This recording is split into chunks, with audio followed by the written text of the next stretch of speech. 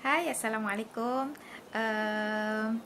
Hari ni nak cakap berkenaan dengan batuk. Batuk walaupun sebenarnya sangat remeh, tapi ada mereka yang dekat luar sana mengalami sakit batuk yang agak lama, berbulan-bulan kena serangan batuk.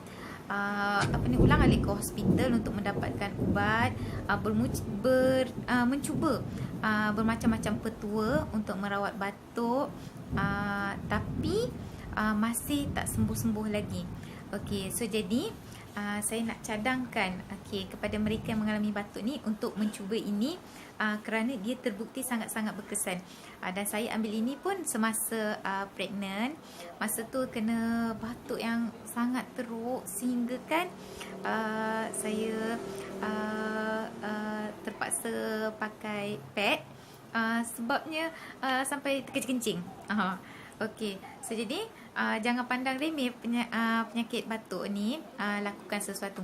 Apa yang saya nak cadangkan ialah anda boleh mencuba vitamin C dan garlic shaklee. Okey, both kedua ni sangat-sangat bagus, sangat-sangat membantu untuk masalah batuk. Anda kena cuba, sebabnya bukan setakat dia semula jadi, dia bukan ubat-ubatan sintetik, dan tidak ada side effect.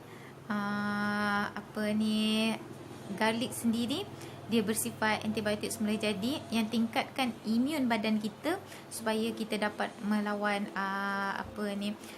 serangan-serangan virus, bakteria daripada persekitaran.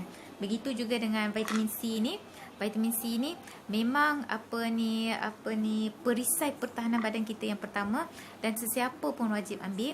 Tak kira pun sebenarnya sama ada anda batuk ataupun tidak batuk, ataupun anda sihat.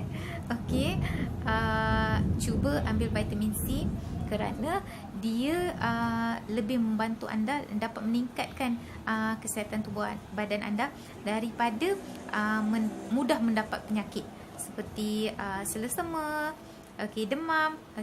So jadi kalau nak dapatkan kedua vitamin ni, boleh hubungi saya Siti di 019-514-6495. InsyaAllah saya akan cuba bantu anda. Apa jua masalah kesihatan anda, kepada customer yang dengan saya akan bantu dengan panduan pemakanan dan konsultasi yang eksklusif buat anda. Terima kasih.